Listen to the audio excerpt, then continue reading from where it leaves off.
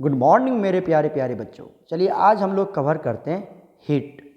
तो सभी बच्चे इस वीडियो लेक्चर को अच्छे से वॉच करना, क्योंकि हम यहाँ पर हीट को डिस्कस करेंगे, उसके टाइप्स को डिस्कस करेंगे।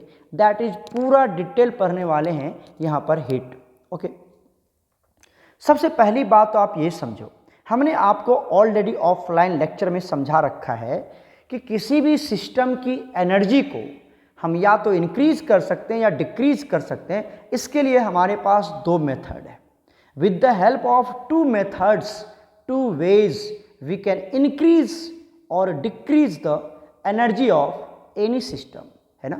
किसी भी सिस्टम की एनर्जी को हम इंक्रीज कर सकते हैं या डिक्रीज कर सकते हैं, और इसके लिए हमारे पास दो मेथड है, दो तरीके हैं, टू वेज है हमारे पास। That is work and heat, है ना। तो वर्क तो हम लोगों ने बहुत अच्छे तरीके से कवर करे हैं। आज हमने जेईई और नीट के कुछ क्वेश्चंस भी कवर करें उसके ऊपर, है ना। अभी हम कवर करने जा रहे हैं हीट के बारे में। चलिए, तो सबसे पहले हम हीट को क्या करते हैं, डिफाइन करते हैं। क्या लिखेंगे? It is also a method. ये भी क्या है, हमारा एक मेथड है, और इसी मेथड को क्या बोलते हैं हम लोग? वे भी बोलते हैं। मेथड और वे किसका मेथड है? To exchange the energy, to exchange the energy between two systems. तो दो सिस्टम के बीच में क्या लिखवाया? It is also a method. एक मेथड है ये, वे है, तरीका है। टू एक्सचेंज द एनर्जी को एक्सचेंज करने का एक तरीका है ये। कहाँ पर एक्सचेंज करेंगे ये एनर्जी आप? बिटवीन, कहाँ पर एक्सचेंज करेंगे आप? Between two system. दो सिस्टम के बीच में हम एनर्जी को एक्सचेंज कर सकते हैं। एनर्जी को इंक्रीज, किसी की एनर्जी बढ़ा सकते हैं, किसी की एनर्जी डिक्रीज कर सकते हैं। तो इस तरह से एनर्जी का एक्सचेंज हो सकता है बिटवीन टू सिस्टम, और वो उसका तरीका क्या है? हीट के थ्रू कर सकते हैं हम ये सारी गेम। ओके, तो चलिए सेकेंड पॉइंट, इसके बारे में हम डिस्कस करते हैं। सेकेंड पॉइंट क्या होता है? There must be temperature difference. There must be temperature difference between that systems. उस सिस्टम्स के बीच में क्या होनी चाहिए? टेम्परेचर का डिफरेंस तो बिल्कुल होना ही चाहिए। मतलब देयर मस्ट बी क्या होना चाहिए? Temperature difference between that system. उस सिस्टम जहां पर कि आप एनर्जी का एक्सचेंज करना चाह रहे हैं, उस दोनों सिस्टम के बीच में टेम्परेचर का डिफरेंस जरूर होनी चाहिए। किसी की टेम्परेचर ज़्यादा, किसी की टेम्परेचर कम, तभी वहाँ पर हमारा हीट का क्या होगा? ट्रांसफ़र होगा। और जब हीट की ट्रांसफ़र होगी तो श्योर है एनर्जी इंक्रीज करेगा या एनर्जी डिक्रीज करेगा। ओके, चलते हैं हम लोग थर्ड पॉइंट पर। थर्ड पॉइंट क्या कहता है? Those systems must be in contact. उस दोनों सिस्टम को किस में रखना पड़ेगा? आपको कांटेक्ट में रखना पड़ेगा। क्या बोलता है? दो सिस्टम्स, आपने दो सिस्टम जो लिया हुआ है, वो दोनों सिस्टम क्या होनी चाहिए? मस्ट बी इन कांटेक्ट में होनी चाहिए, तभी हीट का ट्रांसफर होगा, अदरवाइज हीट की ट्रांसफर नहीं होगी। क्लियर है? चलिए इसको हम एग्जाम्पल के थ्रू आपको समझाते हैं। केस फर्स्ट ले लेते हैं। केस फर्स्ट में क्या ले लिया हमने कि मान लेते हैं हमारे पास दो सिस्टम है। ये दो सिस्टम है, इसका नाम है सिस्टम 1 और ये आपके पास है सिस्टम 2। ये आपका क्या हो गया? सिस्टम 2। बताइए, इस सिस्टम की अपनी कुछ ना कुछ तो टेम्परेचर होगी, इसको बोल देते हैं हम T2। कितना हो गया? मान लीजिए 50 डिग्री सेल्सियस इसकी टेम्परेचर है, और इस सिस्टम की टेम्परेचर को क्या मान लेते हैं हम? T1 मान लेते हैं, दैट इज 20 डिग्री सेल्सियस। तो सिस्टम 1 के लिए T1, सिस्टम 2 के लिए T2, है ना, टेम्परेचर मान लेते हैं और हर सिस्टम के पास अपनी पहले से कुछ ना कुछ टेम्परेचर तो होता ही होता है। अब बताइए, टेम्परेचर का डिफरेंस तो है, लेकिन ये दोनों सिस्टम कांटेक्ट में नहीं है, जिसकी वजह से यहाँ पर हीट का ट्रांसफ़र इस सिस्टम से इस सिस्टम में नहीं होगा। क्यों नहीं होगा? मतलब यहाँ पर क्या होने वाला है, no transfer of heat, no transfer of heat. यहाँ पर हीट की ट्रांसफ़र नहीं होगी। क्यों नहीं होगी? क्यों नहीं होगी बताइए? ड्यू टू, रीजन क्या होगा इसका? ड्यू टू, रीजन क्या है यहाँ पर?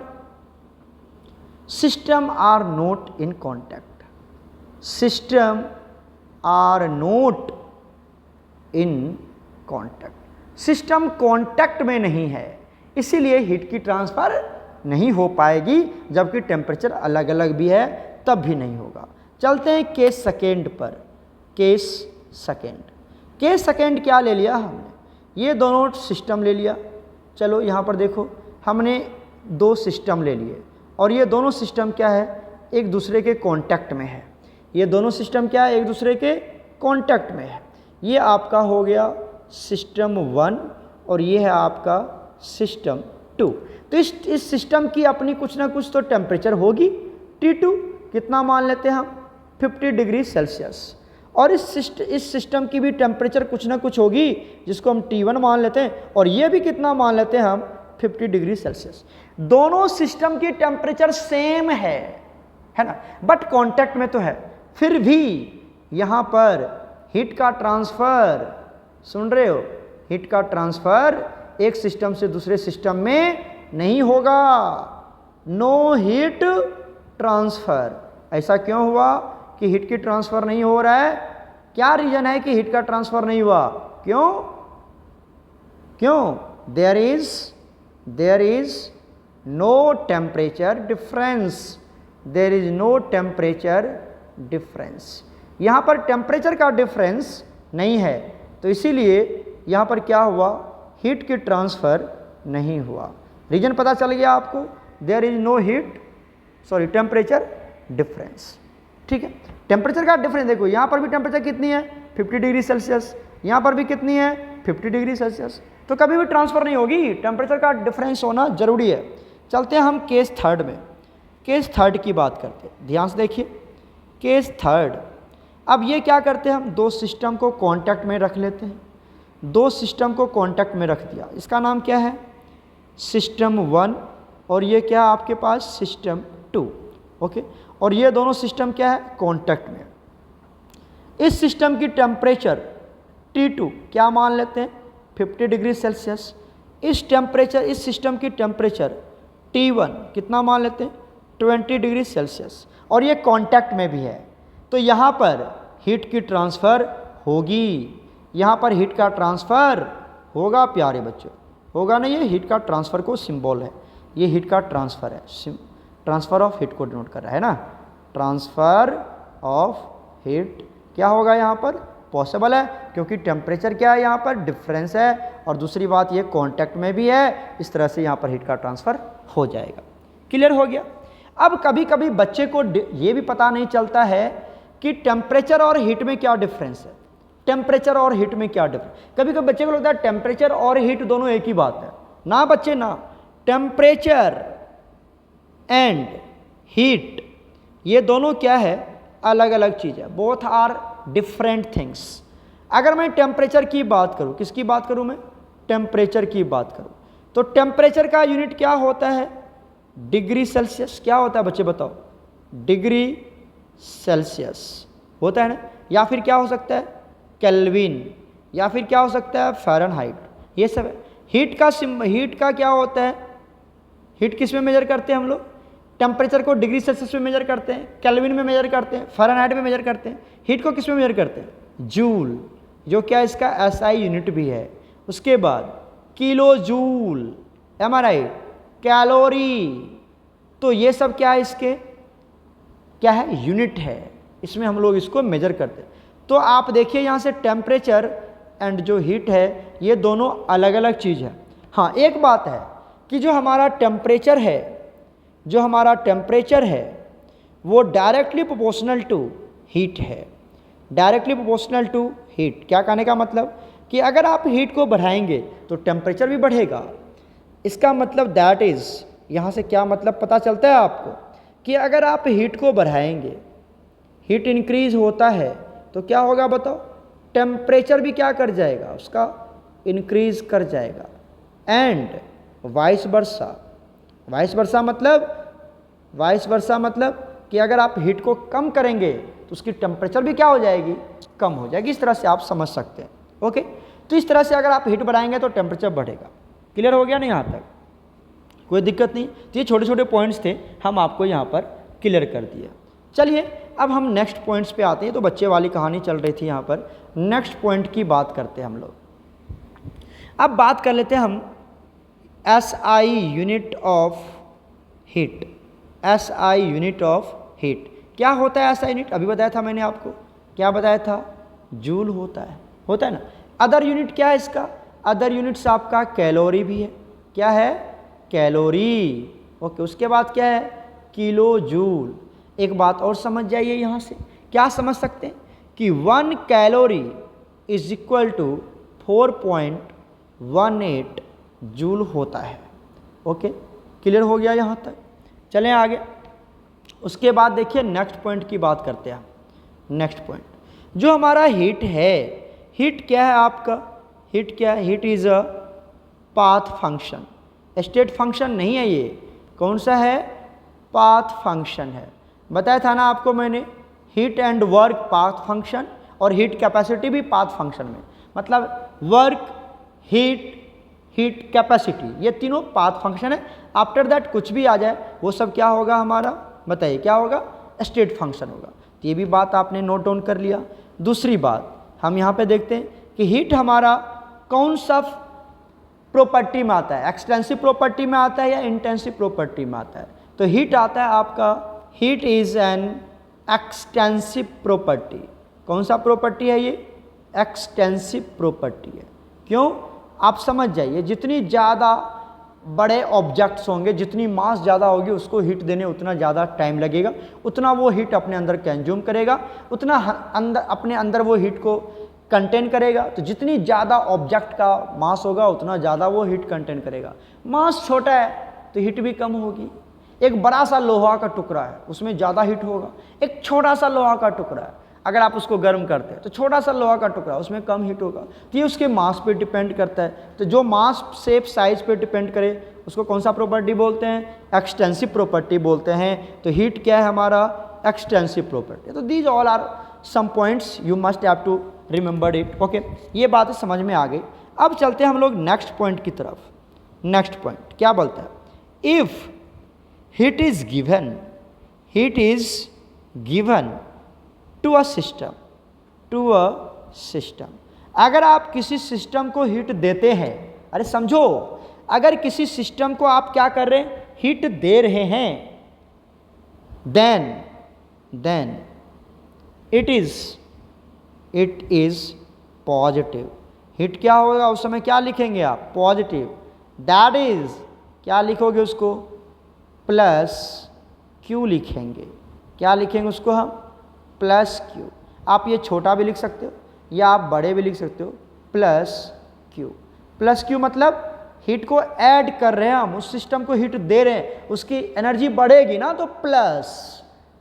अब किसी सिस्टम पे वर्क कर रहे हैं आप तो उसकी एनर्जी बढ़ेगी, तो प्लस डब्ल्यू। अगर कोई सिस्टम ही काम कर रहा है तो वो सिस्टम काम कर रहा है, उसकी एनर्जी घटेगी, तो minus W. Just like that, अगर आप सिस्टम क्या कर रहा है, आप उस सिस्टम को एनर्जी दे रहे हैं, इट इज गिवन किसको? To a system. एक सिस्टम को आप एनर्जी दे रहे हैं तो प्लस क्यू लिखेंगे। समझ में आई क्या बात आपको? ठीक है। दूसरा बात, इफ हीट इज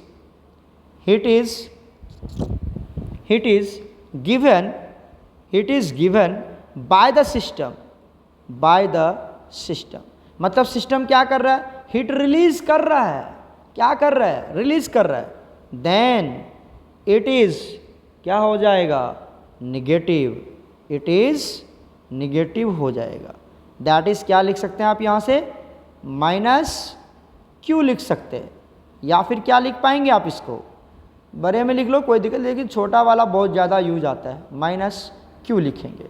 तो जब आप किसी सिस्टम से हीट निकाल रहे हैं, क्या कहता है, हीट इज गिवन किसको, टू द सिस्टम नहीं, बाय द सिस्टम, उस सिस्टम के द्वारा हीट दिया जा रहा है, मतलब हीट निकल रहा है ना।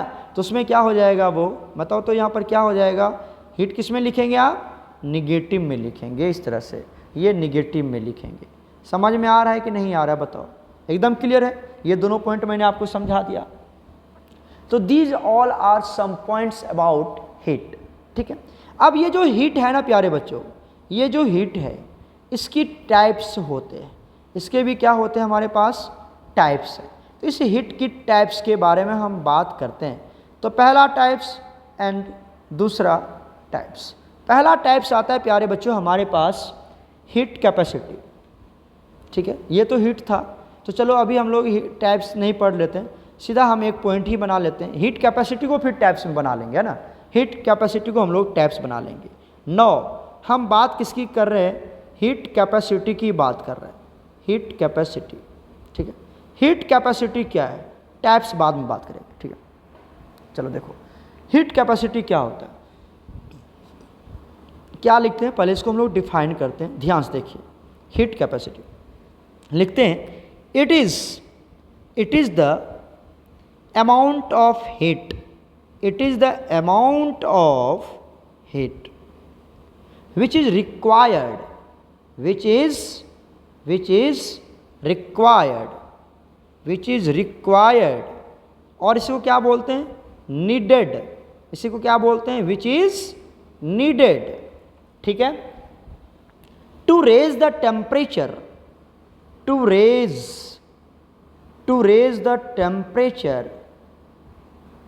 the temperature of a system, to raise the temperature, ऐसे लिख देते हैं, by 1 degree Celsius of a system,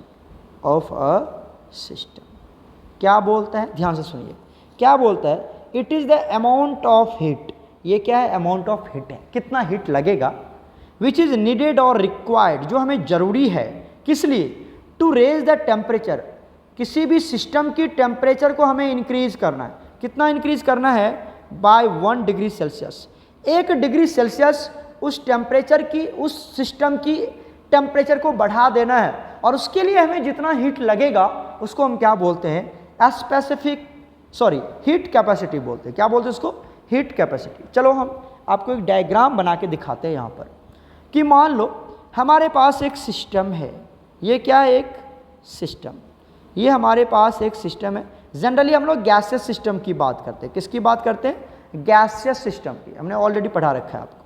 अब इस गैसियस सिस्टम को हम क्या करने जा रहे हैं, हीट करने जा रहे हैं, क्या करने जा रहे हैं, हम हीट करने जा रहे हैं। ये सिंबल है कि हम उस सिस्टम को क्या कर रहे हैं, हीट कर रहे हैं। तो इस सिस्टम की ऑलरेडी पहले से कुछ ना कुछ तो एनर्जी, टेम्परेचर होगी ही, इस सिस्टम की पहले से कुछ ना कुछ तो टेम्परेचर होगी ना। तो मान लेते हैं, लेट इट्स टेम्परेचर जो है वो कितना है, 50 डिग्री सेल्सियस है। मान लेते हैं इस सिस्टम की अभी प्रेजेंट में टेम्परेचर कितनी है, 50 डिग्री सेल्सियस है ना। अब आप इसको क्या करने जा रहे हैं, अब आप इसको क्या करने जा रहे हैं बताओ, अब आप इसको हीट करने जा रहे हो, क्या कर रहे हो, इसको हीट करने जा रहे हैं, क्या कर रहे हैं, इसको हीट कर रहे हैं। हीट करने से क्या होगा कि अब हमें इस सिस्टम की टेम्परेचर कितनी लेके जानी है, ये मान लेते हैं, इस टेम्परेचर जो है इसको मान लेते हैं हम TI, इनिशियल टेम्परेचर कितना मान लेते हैं, 50 डिग्री सेल्सियस। इस सिस्टम की जो इनिशियल टेम्परेचर है वो कितना है प्यारे बच्चों, 50 डिग्री सेल्सियस है। तो इसको हम मान लेते हैं TI। TI कितना है बताओ जल्दी से, इसको क्या बना लिया हमने, TI बना लिया। क्यों TI बना लिया, इसको इनिशियल टेम्परेचर मान रहे हैं हम लोग। शुरू में उस सिस्टम के पास जो टेम्परेचर है उसको इनिशियल टेम्परेचर कहा दिया, तो TI से इंडिकेट कर दिया। ओके, अब इस सिस्टम को आप हीट कर रहे हैं, 50 डिग्री पे है, 50 डिग्री पे पहले से वो है आपके पास। अब क्या कर रहे हैं, उसको हीट कर रहे हैं। हीट करके आपको उसकी टेम्परेचर कितनी बढ़ानी है, 1 डिग्री ही बढ़ाना है, तो जो टी फाइनल पे आप उसको लेके जाएंगे वो कितने पे लेके जाएंगे? 51 डिग्री सेल्सियस पे ही लेके जाना है आपको। तो जब आप उसको 51 डिग्री सेल्सियस पे लेके जाएंगे तो कितना बढ़ाया उस सिस्टम की टेम्परेचर आपने? 1 डिग्री ही बढ़ाया। और इसके लिए जो आपको हीट लगा वो हम मान लेते हैं कितना लग गया? 200 जूल लग गया। कितना लग गया? इसकी हीट एनर्जी कितनी लगी आपको? 200 जूल हीट लग गया 1 डिग्री टेम्परेचर को बढ़ाने के लिए। तो ये जो 200 जूल है बच्चे, इसी 200 जूल को हम बोलते हैं हीट कैपेसिटी। Heat capacity. तो हीट कैपेसिटी क्या हो गया? It is the amount of heat. कितना हीट हुआ बताओ? तो 200 joule, that is the amount of heat which is required to raise the temperature of a system by 1 degree Celsius. Am I right? समझ में आ गया? तो आप किसी भी सिस्टम को हीट करें और जितनी हीट एनर्जी आपको लगा उसको जूल में मेजर कर लो। 200 जूल हमने मान रखा है, किसी 50 जूल 100 जूल कुछ भी लगे, और टेम्परेचर कितनी बढ़ानी है? 1 ही बढ़ाना है। उसके लिए जितना हीट आपको लग जाए, that amount of heat is called heat capacity. Clear हो गया क्या अच्छे से? चलिए अब हम चलते हैं यहाँ से। अब हीट कैपेसिटी को हम क्लासिफाई कर लेते हैं 2 पार्ट में। हीट कैपेसिटी को हम क्लासिफाई करते हैं 2 पार्ट में। ओके, चलिए हम शुरू देखते हैं यहाँ से। हीट कैपेसिटी को हम क्या करते हैं प्यारे बच्चों? 2 टाइप्स में इसको डिवाइड कर देते हैं। पहला टाइप्स बनाते हैं और ये दूसरा टाइप्स। सभी बच्चे ध्यान से देखना। पहला टाइप हम लिख लेते हैं स्पेसिफिक हीट कैपेसिटी। HC लिख दूं क्या मैं इसको? शॉर्ट फॉर्म में HC लिख रहा हूं। हीट कैपेसिटी को HC, कौन उतना लिखता है बार बार? तो स्पेसिफिक हीट कैपेसिटी। दूसरा होता है यहाँ पर मोलर हीट कैपेसिटी। तो क्या बन गया? Specific heat capacity and molar heat capacity. अब स्पेसिफिक हीट कैपेसिटी में और मोलर हीट कैपेसिटी में क्या डिफरेंस है, उस सभी पॉइंट्स को हम यहां पर डिस्कस करेंगे। ओके, तो चलिए सबसे पहले हम शुरू करते हैं स्पेसिफिक हीट कैपेसिटी। तो हेडिंग बना लेते हैं, किसके बारे में बात करने जा रहे हैं हम? स्पेसिफिक हीट कैपेसिटी की बात कर रहे हैं। हीट कैपेसिटी की बात करते हैं, ठीक है। स्पेसिफिक हीट कैपेसिटी को इंडिकेट किया जाता है C से। किससे इंडिकेट करते हैं हम प्यारे बच्चों? इसको C से इंडिकेट करते हैं। ओके, तो देखिए क्या होता है स्पेसिफिक हीट कैपेसिटी। यहां पर कुछ नहीं, एक वर्ड लग गया स्पेसिफिक। हीट कैपेसिटी तो ऑलरेडी हमने पढ़ लिया कि हीट कैपेसिटी क्या है, लेकिन एक वर्ड लगा दिया स्पेसिफिक। स्पेसिफिक का मतलब यहाँ पर आपको मास ऑफ द सिस्टम क्या है वो आपको फिक्स कर देना है। मास ऑफ सिस्टम, जब स्पेसिफिक वर्ड लग गया तो अब यहाँ पर मास ऑफ सिस्टम कितना ले लेंगे आप? मास ऑफ सिस्टम कितना ले लेंगे ये भी स्पेसिफाई कर देंगे। दैट इज वो आपको कितना लेना है? हमेशा 1 ग्राम ही लेना है। हीट कैपेसिटी में मास ऑफ ऑब्जेक्ट को डिफाइन नहीं किया था कि कितना मास होगा सर उस सिस्टम का, ये हमने डिफाइन नहीं किया था। किसमें? हीट कैपेसिटी में। लेकिन जब आप स्पेसिफिक हीट कैपेसिटी की बात करेंगे तो सिस्टम की मास कितना लेंगे आप? 1 ग्राम लेंगे, मतलब मास को आप स्पेसिफाई कर रहे हैं, इसीलिए इसको बोला जाता है स्पेसिफिक हीट कैपेसिटी। ओके, तो क्या लिखेंगे इसको, हम कैसे डिफाइन करेंगे? चलिए हम इसको डिफाइन कर लेते हैं। इट इज ऑल्सो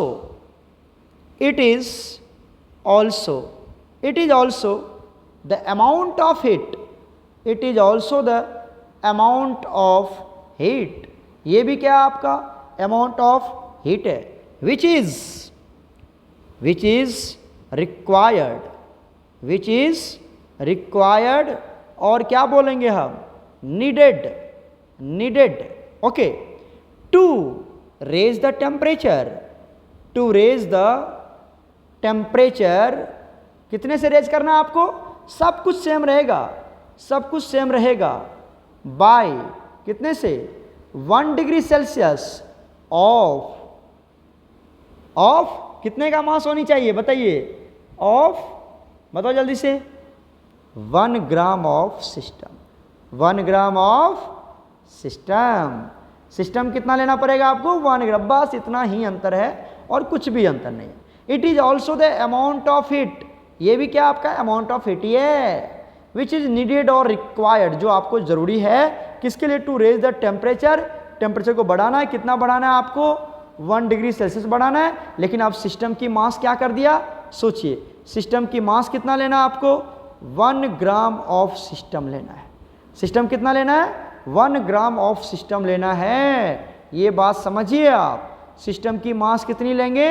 1 ग्राम लेंगे। क्लियर हो रहा है कि कोई कंफ्यूजन चल रहा है? बताओ। तो सिस्टम कितना ले लेंगे? 1 ग्राम सिस्टम ले लेंगे और उसकी मास को आपको इंक्रीज करना है 1 degree Celsius, mass system of mass 1 ग्राम। तो उसको हम क्या बोलेंगे? स्पेसिफिक हीट कैपेसिटी बोलेंगे। क्लियर हो गया? क्लियर हो गया। चलिए, आप बच्चे में एक कहानी सुनते होंगे या एक थ्योरी हमें पढ़ाया जाता था बहुत ही बच्चे में कि Q इक्वल टू होता है, ये होता है, ये होता है, एज वी नो दैट। चलो मैं लिख देता हूँ यहाँ पर, as we know that, as we know that. बच्चे में हमें ये पढ़ाया जाता था, मैं भी पढ़ के आया हूँ। एज वी नो दैट, हम जानते हैं, क्या जानते हैं? कि Q इक्वल टू होता है MC del T, MC del T, MC del T होता है। ये हम बच्चे में पढ़ के आए, MC डेल टी, है ना। अब आ जाओ, यहाँ से क्या निकाल लेते हैं हम? ये होता है बच्चे, यहाँ से हम निकाल लेते हैं C क्या है? स्पेसिफिक हीट कैपेसिटी, अभी तो बताया था आपने। तो C निकाल लेंगे आप बाहर, तो क्या बनेगा? Q डिवाइडेड बाई क्या होगा? M into del T, M into del T. ये बन गया हमारे पास स्पेसिफिक हीट कैपेसिटी का एक डेफिनेशन। ठीक है, अब आ जाओ यहाँ पर, अगर मैं इसको प्रूव करने की कोशिश करूँ तो बताइए यहाँ पर आपकी ये M क्या है? वेयर M क्या है आपका? बताइए। मास ऑफ सिस्टम है, क्या है? Mass of system. और ये कितना है आपके पास? बताइए तो 1 ग्राम ही है। तो इसकी वैल्यू कितनी आ गई? इसकी वैल्यू आ गई 1, है ना।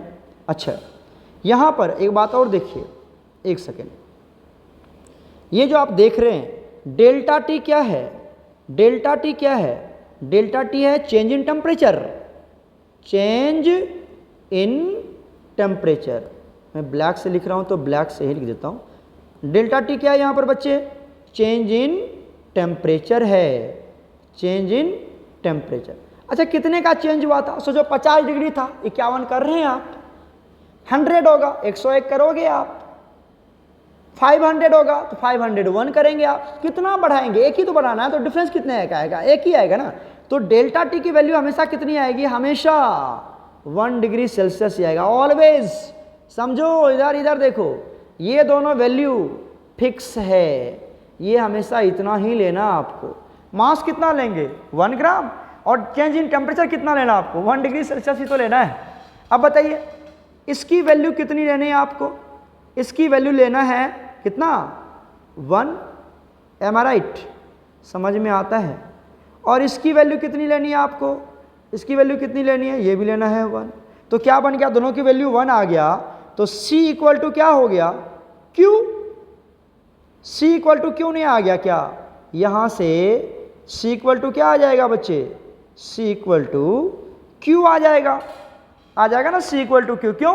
क्योंकि M तो हमेशा 1 ग्राम ही लेना आपको। मास ऑफ द सिस्टम कितना लेंगे? 1 ग्राम। डेल्टा टी की वैल्यू कितना है? 1 डिग्री सेल्सियस, तो 1 नीचे में 1 है, तो C इक्वल टू Q। तो यहाँ से क्या प्रूफ चला? C क्या है आपका? बताइए। C है आपका स्पेसिफिक हीट कैपेसिटी, और Q क्या है आपका? Q आपका amount of heat, amount of heat required, यही है ना, अमाउंट ऑफ हीट रिक्वायर्ड। जितना हीट आपको क्या है जरूरी है, वही तो है ये Q। तो स्पेसिफिक हीट कैपेसिटी किसके बराबर हो गया? किसके बराबर हो गया? अमाउंट ऑफ हीट रिक्वायर्ड के बराबर हो गया। तो ये हमने यहाँ से आपको प्रूव करके भी दिखा दिया। कोई दिक्कत है? चलिए अब हम बात कर लेते हैं, यहाँ पर कुछ पॉइंट की बात करते हैं। ये तो थ्योरेटिकल पॉइंट्स है, जहाँ से नीट और जेईई में क्वेश्चंस आते हैं, थोड़ा उसकी भी बात कर लेते हैं हम लोग। अब बात कर लेते हैं स्पेसिफिक हीट कैपेसिटी। क्या बात करते हैं हम? Specific heat capacity in case of, क्या बात करते हैं? In different process, in different process, अलग अलग प्रोसेस के लिए हम क्या करते हैं? स्पेसिफिक हीट कैपेसिटी की बात करते हैं। अब अलग अलग प्रोसेस कौन है? पता है ना डिफरेंट प्रोसेस का मतलब क्या है? बताओ तो डिफरेंट प्रोसेस का मतलब क्या है? आइसोथर्मल प्रोसेस, एडियाबेटिक प्रोसेस, है ना, आइसोकोरिक प्रोसेस, ये सब प्रोसेस की हम बात कर रहे हैं। ठीक है, सुन रहे हैं आप हमारी बात? चलिए, तो ये डिफरेंट प्रोसेस आपको पता चल गया होगा कि हम किसकी बात कर रहे हैं डिफरेंट प्रोसेस में। चलिए बात करते हैं। सबसे पहला बात करते हैं हम केस फर्स्ट। केस फर्स्ट ले लेते हैं। केस फर्स्ट में हम किसकी बात करते हैं? ये समझ में आ रहा है ना क्या लिख रहे हैं, क्या पढ़ने जा रहे हैं हम, क्या पढ़ने जा रहे हैं? समझ आ रहा है? सभी बच्चे अच्छे से वाच करें इसको। अभी हम केस फर्स्ट ले लेते हैं। केस फर्स्ट किसके ले लेते हैं? For isothermal process, isothermal process, isothermal process की बात करते हैं। आइसोथर्मल प्रोसेस की बात कर रहे हैं। बताइए, आइसोथर्मल प्रोसेस की अगर हम बात करेंगे तो आपको पता है ना कि आइसोथर्मल प्रोसेस में क्या होता है? बताओ जल्दी से, आइसोथर्मल प्रोसेस में क्या होता है? किसी को पता है? आइसोथर्मल प्रोसेस में डेल्टा टी की वैल्यू, बोलो जल्दी से, 0 हो जाता है। डेल्टा टी की वैल्यू 0 होता है ना, 0, कोई दिक्कत तो नहीं है। चलो, आप क्या जानते हैं, हम क्या जानते हैं? एज वी नो दैट कि C इक्वल टू क्या होता है? Q अपॉन, अभी तो बताया था, M इंटू डेल्टा टी होता है ना। ये तो होता है, ये तो हम जानते ही जानते हैं, ये होता है, ये बताओ होता है, हम अभी अभी आपको बताएं। बताइए, अब क्या करते हैं हम यहाँ से कि ये जो आपका डेल्टा टी इक्वल टू 0 है, इसकी वैल्यू कहाँ पर पुट कर देते हैं? यहाँ पर पुट कर देते हैं। डेल्टा टी की वैल्यू कितनी? 0 पुट कर देते हैं। यहाँ से कितनी पुट करते हैं? 0। तो क्या हो जाएगा बताओ?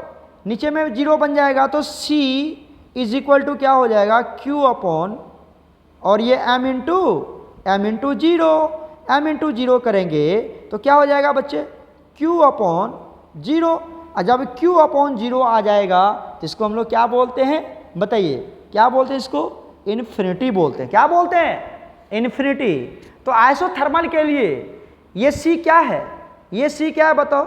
यही तो है तुम्हारा स्पेसिफिक हीट कैपेसिटी। तो specific heat capacity isothermal process के लिए क्या हो जाएगा? इन्फिनिटी। तो क्या लिखेंगे यहाँ से? हैंस क्या लिखेंगे आप कि for isothermal process, for isothermal process क्या होगा? Specific value of specific heat capacity, ऐसे लिख लेते हैं, value of specific heat capacity is क्या होगा? इन्फिनिटी। क्या होगा बच्चे? इन्फिनिटी होगी। और ब्रैकेट में क्या लिख देते हैं? इन्फिनिटी। कोई प्रॉब्लम तो नहीं है? समझ में आ गया ये वाली बातें कि अगर आप क्या निकाल रहे हैं? आइसोथर्मल प्रोसेस की बात कर रहे हैं, तो उसके लिए आइसोथर्मल प्रोसेस की बात कर रहे हैं हम, तो उसके लिए स्पेसिफिक हीट कैपेसिटी की वैल्यू क्या होगी? इन्फिनिटी होगी। होगी ना? पता चल गया ना? प्रूफ करके दिखा दिया मैंने आपको। ठीक है, अब चलते हैं हम। ये तो हमारा कौन सा था? केस फर्स्ट था जिसकी हम बात कर रहे थे। अब हम चलते हैं केस सेकेंड। केस सेकेंड की बात करते हैं। केस सेकेंड की बात करते हैं। केस सेकेंड में ले लेते हैं हम फॉर, किसकी बात करते हैं? आइडियाबेटिक प्रोसेस। आइडियाबेटिक प्रोसेस की बात कर लेते हैं। ध्यान से सुनना, आइडियाबेटिक प्रोसेस की बात करते हैं। तो बताइए, आइडियाबेटिक प्रोसेस क्या पढ़ाया मैंने आपको? आइडियाबेटिक प्रोसेस में, आइडियाबेटिक प्रोसेस के केस में क्या होता है बताओ जल्दी से? आइडियाबेटिक के प्रोसेस में Q या फिर डेल्टा Q की वैल्यू क्या ले लेते हैं हम लोग? 0 लेते हैं ना जी। Q या फिर डेल्टा Q की वैल्यू कितना ले लेते हैं? 0 ले लेते हैं। लेते हैं ना? बताइए, C क्या होता है? हम जानते हैं कि स्पेसिफिक हीट कैपेसिटी की वैल्यू क्या होती है, C equal to Q upon M delta T. यही तो होता है, ये होता है, ये बच्चे बताओ होता है ना, ये होता है, हमने आपको पढ़ा रखा है, ये होता है प्यारे बच्चों, होता है ना। चलिए अब ये क्या करते हैं हम यहाँ से, ये जो Q की वैल्यू है कहाँ पर, ये जो आपने लिखा है Q या डेल्टा Q की वैल्यू जिसकी वैल्यू 0 है, इस वैल्यू को कहाँ पुट करते हैं, इस Q में पुट कर देते हैं। इसकी वैल्यू कितना बना देंगे, 0 बना देंगे, 0। तो बताओ क्या हो जाएगा, C is equal to 0 divided by m delta t हो जाएगा। इसकी वैल्यू कितनी आ जाएगी, अब 0 अगर किसी नंबर के ऊपर न्यूमरेटर में 0 आया तो 0 ही आता है, 0 ही आता है। समझ में आया, समझ में आया। तो यहाँ पर देखिए क्या लिख सकते हैं, और ये क्या है आपका, ये क्या है, ये है आपका specific heat capacity, specific heat capacity है। तो क्या लिखेंगे, हैंस वैल्यू ऑफ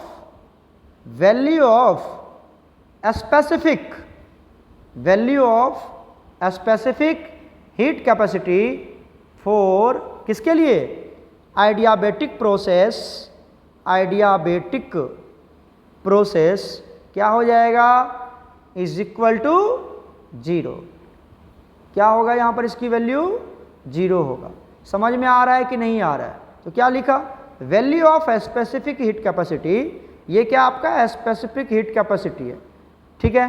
किसके लिए, आइडियाबैटिक प्रोसेस के लिए क्या हो जाएगा, 0 हो जाएगा। क्लियर हुआ। अब जितना भी सिस्टम लेते हैं हम, कौन सा सिस्टम लेते हैं, गैसियस सिस्टम ही तो लेते हैं, गैसियस सिस्टम ही तो लेते हैं। क्या लेते हैं हम, गैसियस सिस्टम लेते हैं, है ना। तो यहाँ पर हम आपको नोट करके लिखवा देते हैं, ये बात आप याद रखिएगा, नोट करके लिखवाते हैं। क्या लिखवाया, the value of specific heat capacity for a gaseous system lies between कहाँ लाई करेगा, जल्दी बताइए, 0 टू कहाँ पर, इन्फिनिटी। क्या लिखा हमने, value of specific heat capacity किसके लिए, for a gaseous system lie between, कहाँ लाई करता है, 0 टू इन्फिनिटी लाई करता है। कहाँ लाई करता है, 0 टू इन्फिनिटी। तो ये बात आप यहाँ पे नोट डाउन कर लेंगे। और आज हम इतना तक ही रहने देते हैं, नेक्स्ट लेक्चर में इसके आगे हम कवर करेंगे। ओके मेरे प्यारे बच्चों, आप सभी बच्चे खुश रहें, स्वस्थ रहें और पढ़ाई करते रहें। ओके प्यारे बच्चों, गॉड ब्लेस यू ऑल।